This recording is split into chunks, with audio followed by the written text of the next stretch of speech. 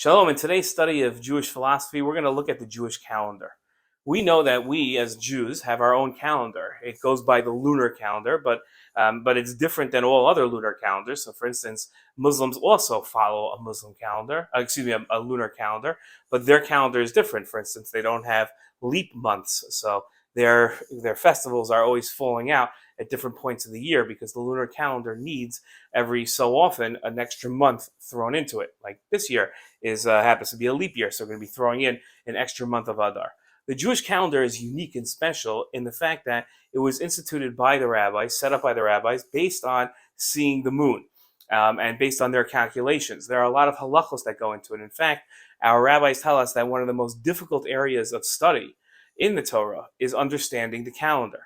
And that's why it's such a shame when people go ahead and substitute our calendar for a different calendar.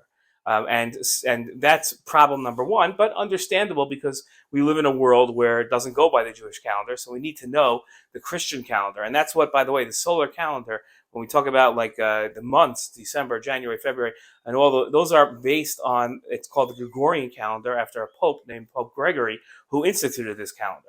And that's a little sad that we follow it, but again, we're in the modern world. But what is disappointing is when we mark occasions, whether they be birthdays or they be festivals, on the Christian calendar, on this calendar.